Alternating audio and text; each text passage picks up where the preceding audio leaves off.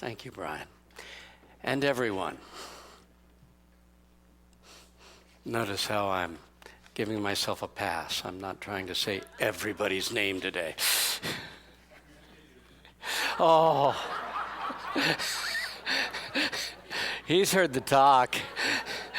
He knows that was a shot.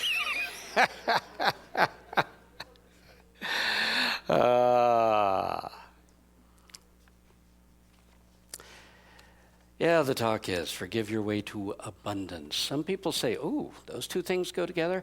Absolutely. Forgiveness is one of the big tools for freeing yourself up so that the flow of goodness is clear in your life.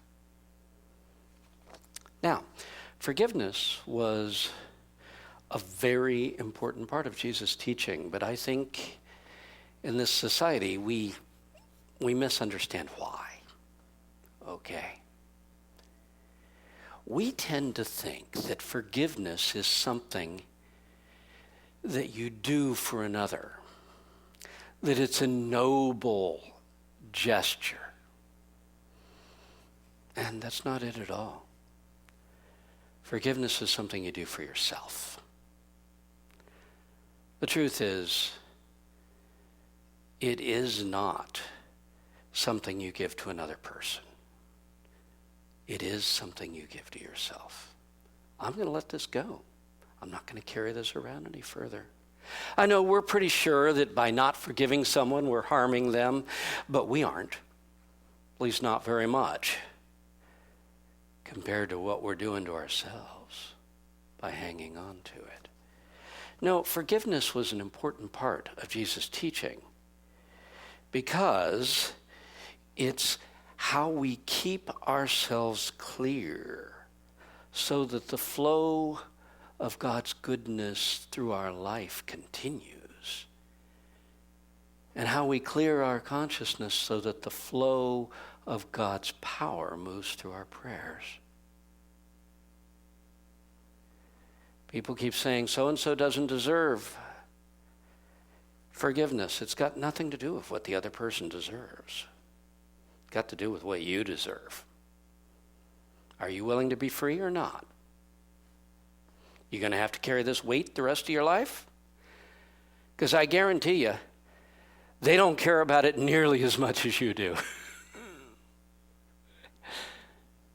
It's not destroying their lives, but it is destroying yours.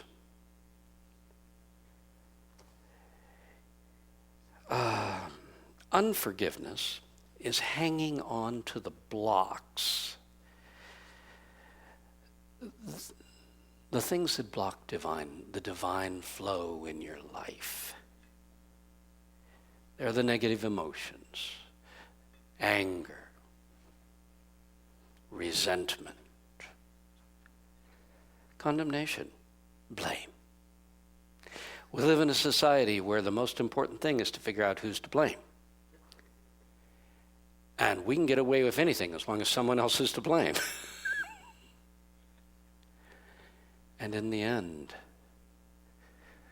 holding blame, casting blame is it's just a huge block. It just slows things down. These negative emotions get into our consciousness, and the flow of good through our life slows and slows and slows until it's almost totally blocked. And the reason that this is a prosperity principle is that when we're facing a prosperity situation in which we're saying, good isn't coming to me, and by the way, God's abundance is a lot more than things, money and things. It is love. It is opportunities. It's feeling good about life. It's healing. It's life. It's the whole package. That's what abundance is. Well-being. Feeling that you're not alone. It's the very abstract and the very concrete. And forgiveness is the way we release those blocks. So, if you find yourself in a situation where the goodness that you want to see happening in your life seems very, very slow in coming, often the first step is just start forgiving everyone and everything that you can. And by that, I don't mean calling them up and making sure they know that you resent them. By saying, I forgive you. Didn't know you needed that, did you? You do. No, I mean just releasing it. I mean truly letting it go. Releasing resistance. Anger, blame, resentment, they're all ways that we resist life. We don't like what happened. We resist it. And the more resistance we have, the slower the flow of goodness comes into our life. So let's clear out some of those blocks. And then goodness flows automatically. Resistance moves us into the belief in separation. If you've been around very long, you know that I will tell you that one of the unity adages is something. Fill in the blank, right? Belief in separation is the source of all evil. Belief in separation. The belief that you and I are separate. I'm good, you're bad. That's the source of all evil. If you believe that there is one spirit moving through us all, it's very hard to have evil thoughts about someone who is part of you. We're all in this together. There's one spirit moving through us all.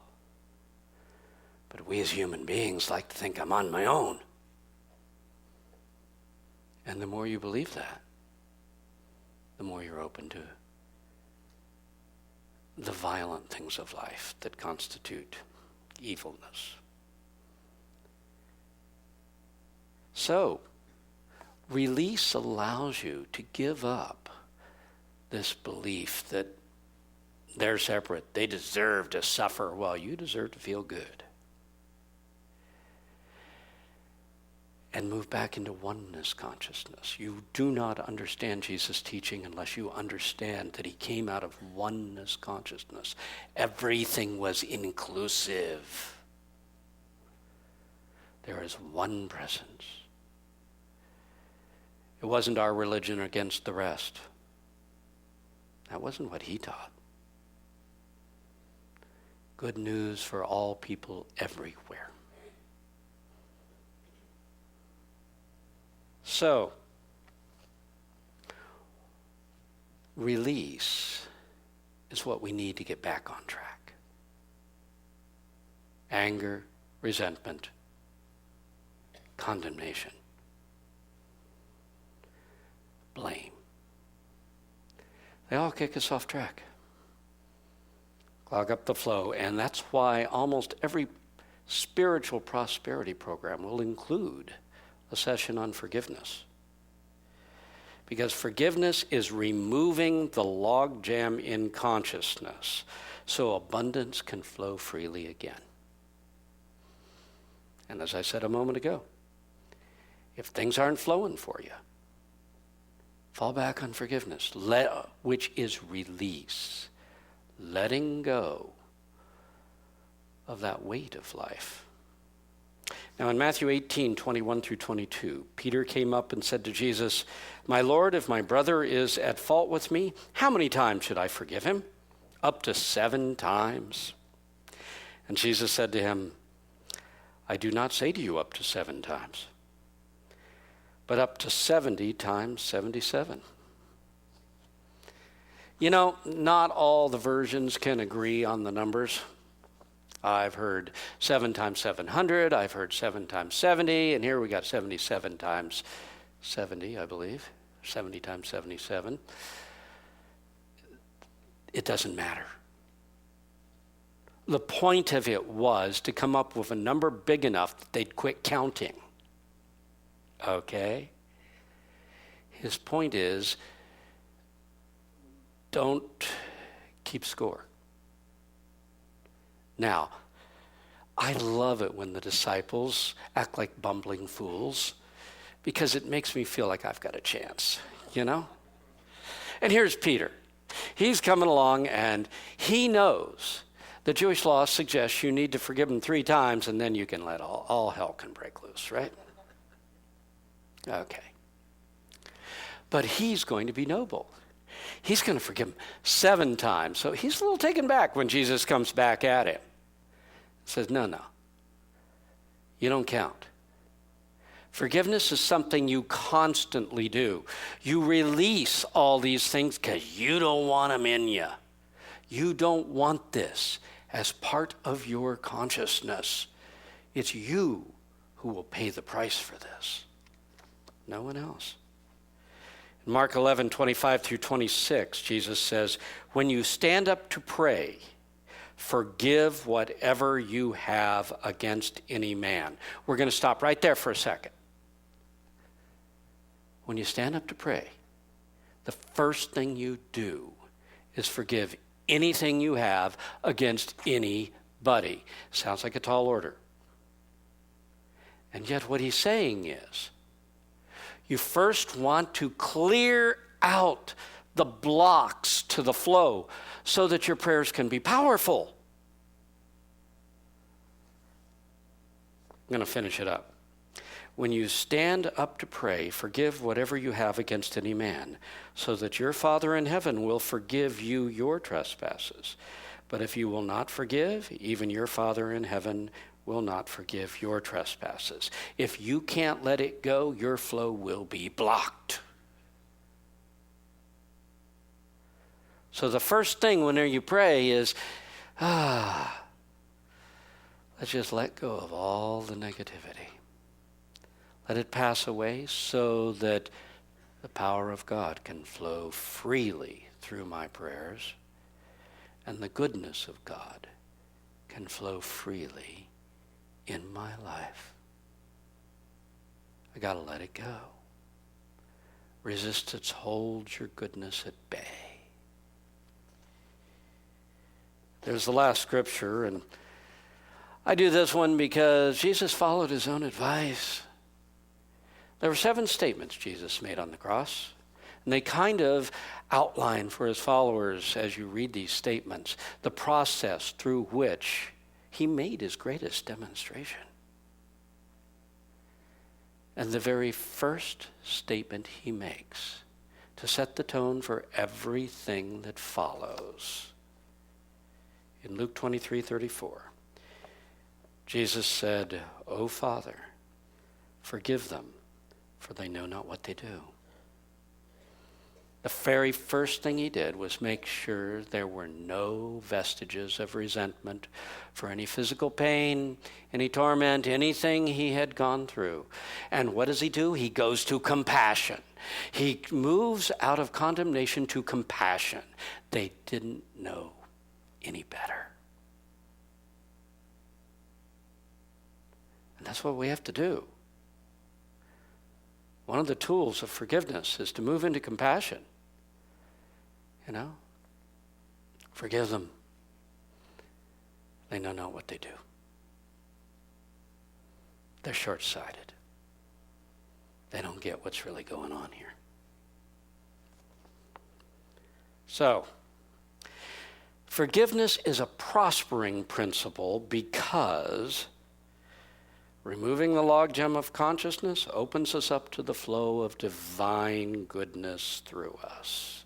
Flow of the divine. You are strongest when the divine is flowing through you. You are weakest when you have blocked that flow. And in so many situations where we feel pain, we need to be strong, not weak. You need in that moment to let it go, so that you can be in that strong space where Spirit flows through you freely. So, as I said, Just about every prosperity program, spiritual prosperity program you will embark upon will have a section on forgiveness because it is such a powerful tool for turning things loose when they seem to get stuck. So, I got a couple of stories to illustrate that. I'm going to go back to who is he? Stretton Smith, that's right, who did the 4T Prosperity Program. Now, we haven't done 4T in quite a while around here. It's not nearly as popular as it used to be a while back. But when I first came to this church, we ended up doing it once a year. People thought it transformed their lives. So let's talk about the section. One of the 12 lessons in the 4T Prosperity Program is on forgiveness. Instituting forgiveness as a means to abundance, okay? And Stratton tells the story from his life. At one point, he had a condo in California, and he was taking a church in Hawaii, so he had to sell the condo. He put it up for sale. He's using all his prayer techniques. I mean, here, he's got it all down. He put it in the course, and he's following his own stuff. He has set what price it should sell at, that both the seller and the buyer should feel good about it, that it'll happen by such and such a date. He's got it all, the details down, and it is just kicking off like clockwork. Until the final thing, the contracts have been signed, the loan is in front of the underwriters. And all of a sudden should be closing immediately. But he gets a call from his real estate agent and said, they have excellent credit, so I have no idea what's going on here, but the underwriters have turned them down for the loan. And Stratton goes, really? Because he was like, everything has been working out exactly as I prayed so far. What is going on here? And finally he said, who are the underwriters? I mean, who's the loan coming from? And his real estate agent says, from Sears Holding Company. He says, oh, well, wait a second. Give me the weekend and we'll talk again on Monday. Just leave it at that. Don't do anything yet. Let's talk again on Monday.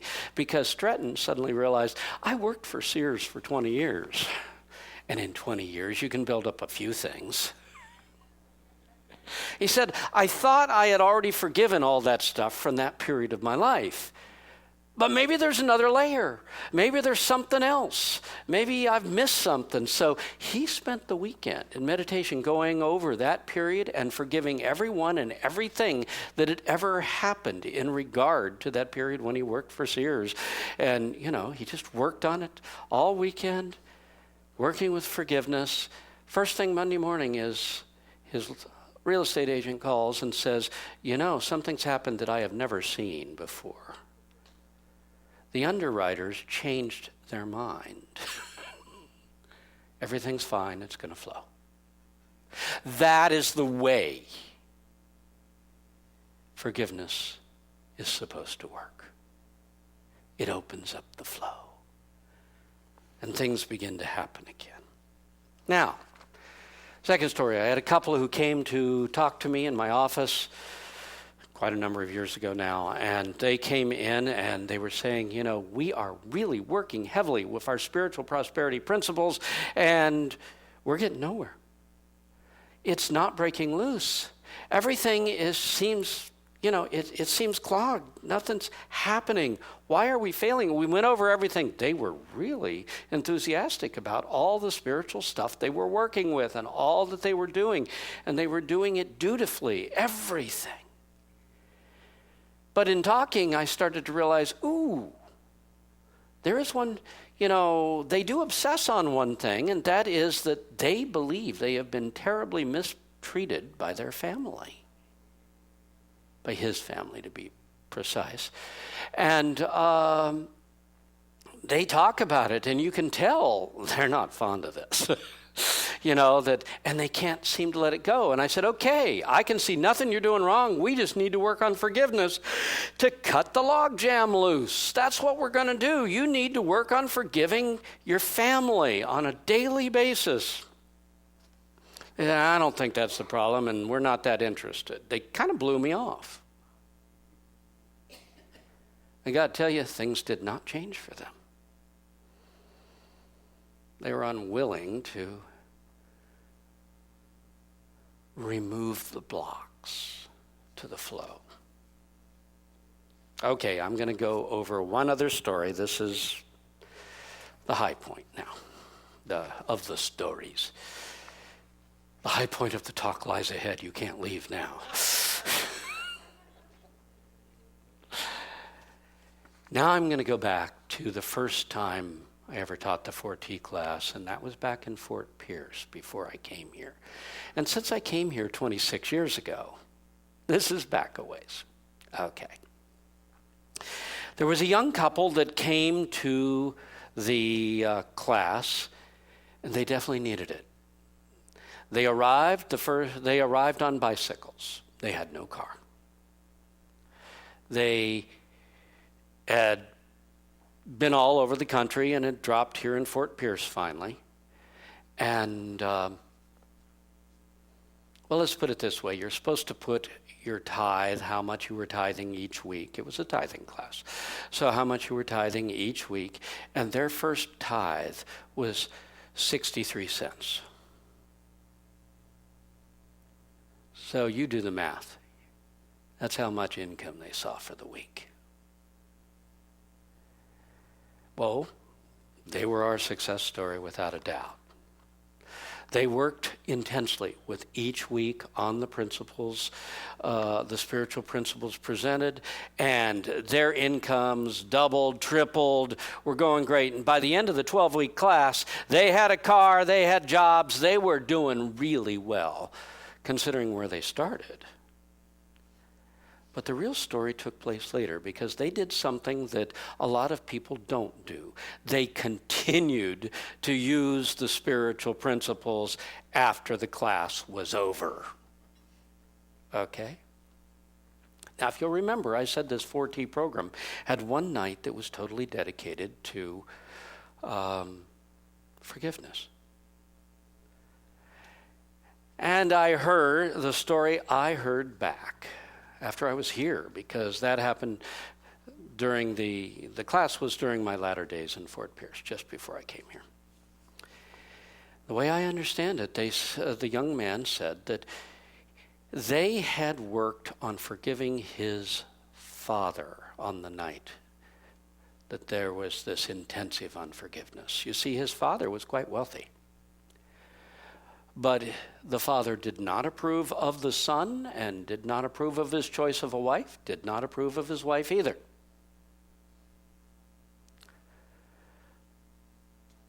And it had become such a rub that they just left. Now, the family lived up north someplace. I don't know where exactly.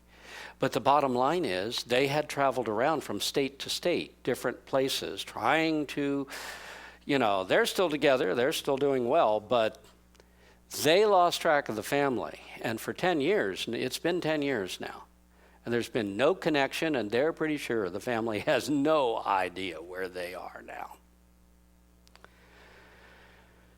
Well, the interesting thing is that one day, and after they'd been through their prosperity course and worked all their forgiveness work with the father and so forth, the young man bumped into an acquaintance of the family on the streets of Fort Pierce. Okay, now if you've been to Fort Pierce, it's a small town. I was there for 12 years. When I first got there, I went, oh my God, this is my town. I decided I needed to blend in, so I bought a truck. In any case, the bottom line is on the streets of Fort Pierce, he bumps into someone from up north who knew his family, who excitedly takes him aside and said, wow, you're alive. They didn't even know whether you were alive anymore. First, you need to know your father died. And second, you need to know you have an inheritance waiting for you. But it's set up. They've been looking for you for 6 months. No one can find you. And the deal is it's set up such that if they don't find you by the end of this month, it goes to somebody else. So you probably need to call home. He does. And in the end, he ends up with a $200,000 inheritance. Now, the miracle is not that his father left him $200,000. His father did that before he took that prosperity course. I'm sure it was written in the will long before then. The miracle is that someone who knew it and knew the family bumped into him on the streets of Fort Pierce with only a few weeks to go before it's gone. Now that was a miracle. You say, oh, wow, then the miracle was he got lots of money. No, we haven't even gotten there yet. I want you to understand how far-reaching spirit goes. What did they use the money for? Well, number one, they moved up north to a place they wanted to go. They started a new, a little business with some of the money, but he had not been feeling well lately, and they really had not been flush enough to have health insurance. So finally, he went to a doctor, and he had a cancer that would kill him without treatment. But he had $100,000 to spend on treatment, and he lived. Do you see how spirit can set up everything to unfold in such a way as to bring goodness? Even those difficult and terrible things you have to face, if you are open to the flow, there are things that can go down that can make a real difference. So, let me hit one more aspect of forgiveness. Forgiveness, and I'm going to repeat something I've said before, but I want you to really get it. Forgiveness, in the end, is something we do for ourselves. Quit thinking it's something you give to somebody else. This is something you do for yourself. It's a spiritual activity, not a psychological one. And now I'm going to do the part, it's an inner experience. Okay, glad we have the notes on the board. Forgiveness is an inner experience. And our society has weaponized it. This is the part I'm not going to put down in writing. We have weaponized the words, I forgive you. It's your chance to lay blame and hold the high ground. It's used poorly within our society. Ever have someone forgive you and you think, I didn't know I needed to be forgiven? And if you're in this end of Christianity where people are going and trying to self-improve themselves, they go off for these spiritual weekends, and in the middle of this weekend, someone tells you, you need to call up or write everyone that you've ever had an issue with and tell them that you forgive them. And it sounds good. It sounds like a great idea. I used to say, yeah, that sounds good. Oh, that would be good, until I got one of the calls. And I realized something else is going on here. This was a person who called up to forgive me. Now, please understand, she had not been a girlfriend. She's not even someone I knew well. I just barely knew who this person was. And she calls me up to forgive me for ruining her life. And I had definitely said someone to someone she knew, and it ruined her life. You know, as far as she was concerned. And she was calling to forgive me. No, she wasn't. She was calling to make sure I knew that I'd been bad. She was calling to get one last shot in there, you know?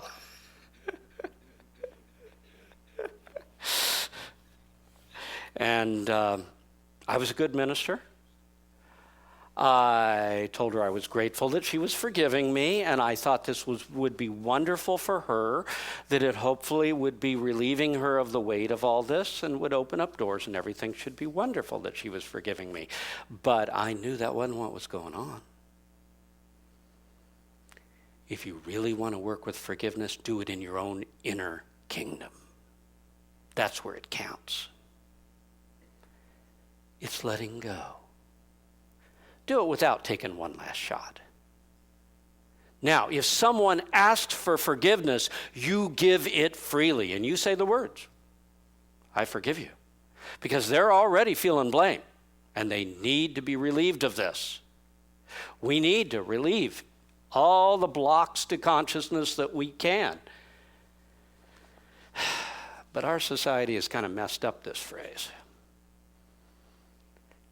We often use it to claim the high ground. It's spiritual one-upmanship. I'm noble enough that I forgive you.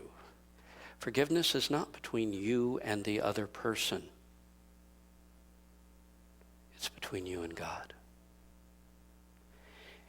And when you forgive, it may or may not be the other person that responds.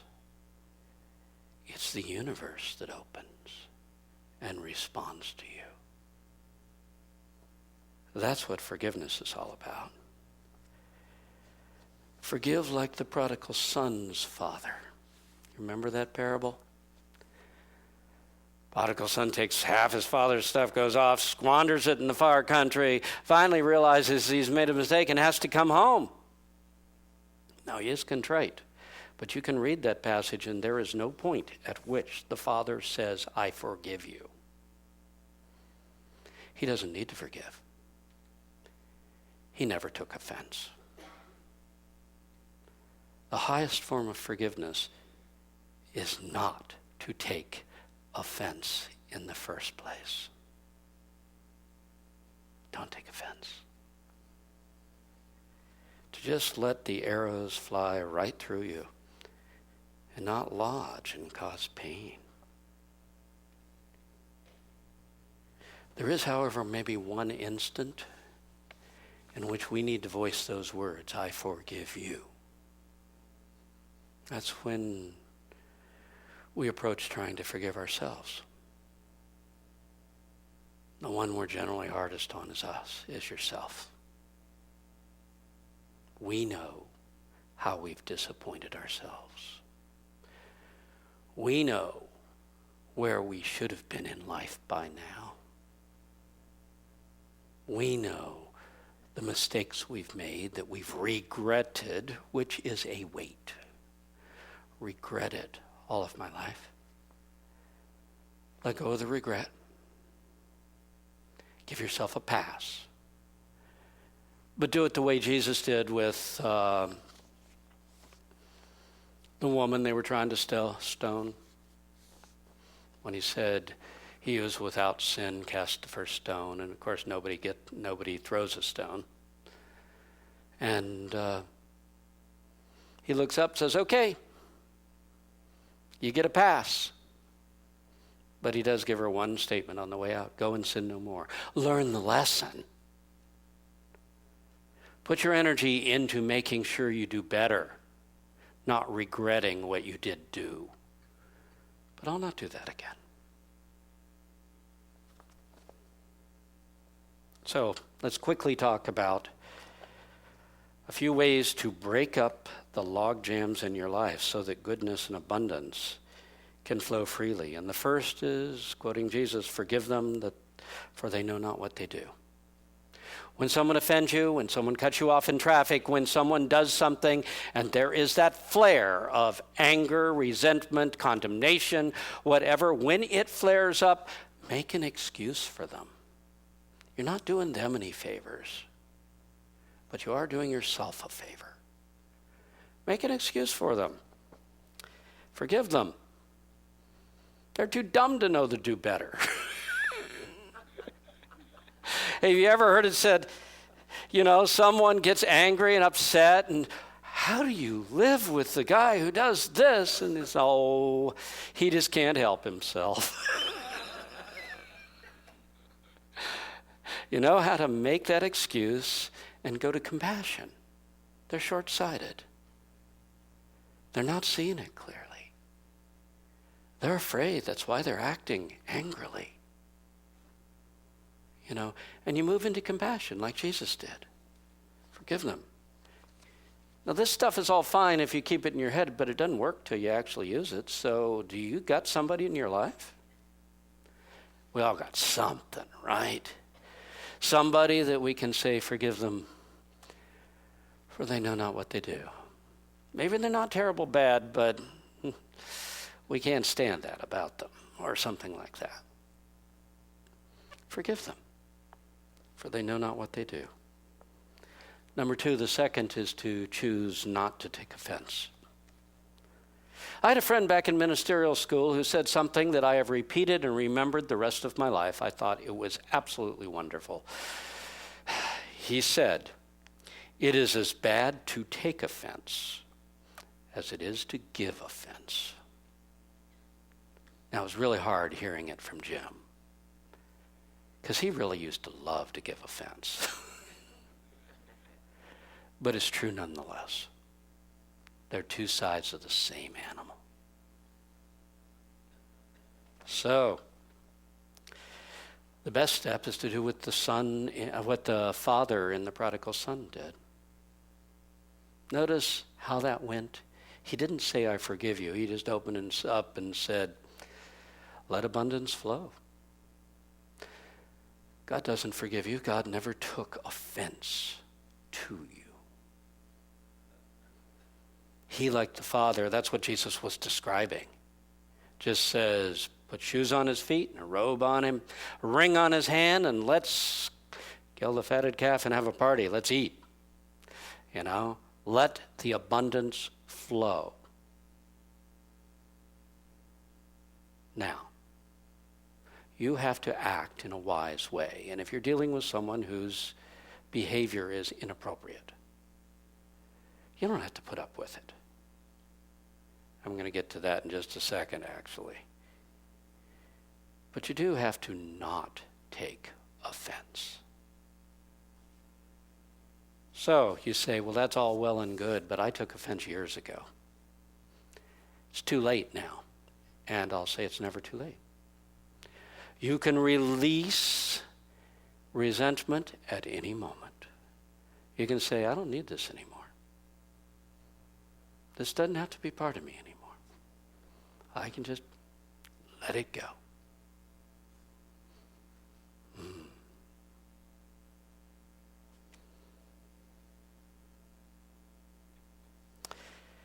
Number 3, love heals all pain. I love you, I bless you, and I behold the Christ in you. This is really important. This is a great tool. Jesus said, love your enemies. Love heals all pain. So you've got resentment. It's time to love the individual. You don't have to love their behavior, but you have to love who they are. I love you, I bless you, and I behold the Christ in you. That frees them up to even leave your life. I hate you ties them to you like a ball and chain. You want to say, I love you, I bless you, and I behold the Christ in you. If you've been around long, you remember my story of Suzanne and her mother-in-law, right? Some of you do, without a doubt.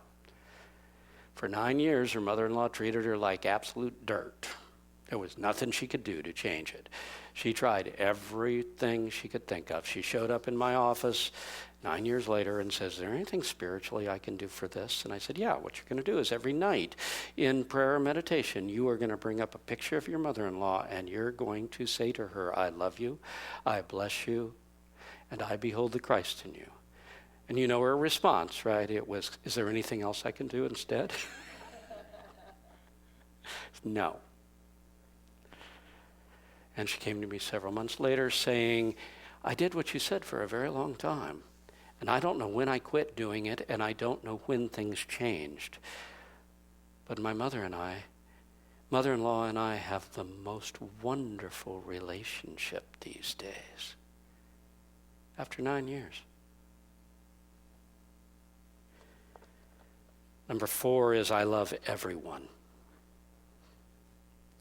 Love them as a being underneath your disapproval of their actions. You either love everyone or you don't.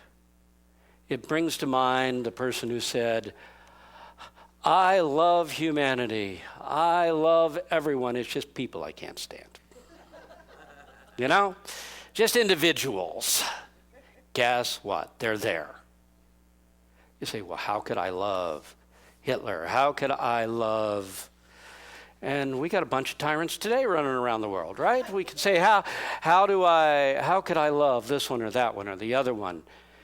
I'm going to say they're all a child of God underneath that terribly warped personality.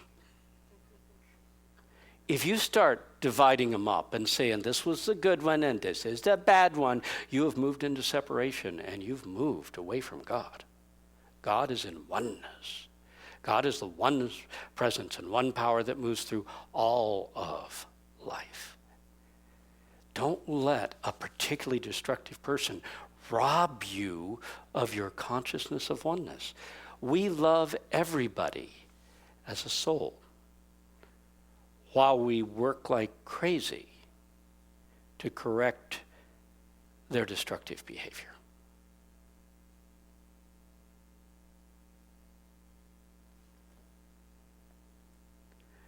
And number 5, that brings us to the end. Forgive yourself. Can you do that? Don't tell me you don't need to. Not a one of us has lived up to our expectations.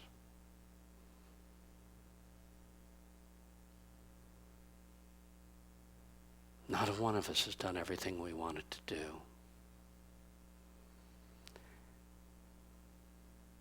And not a one of us can say that I never made a mistake that I regretted. If you can, they call that mental illness. Narcissism. We are the hardest on ourselves.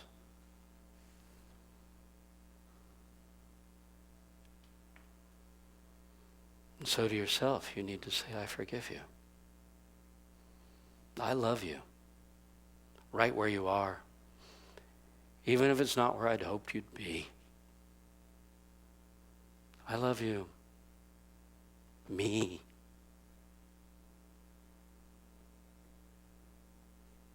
I forgive myself.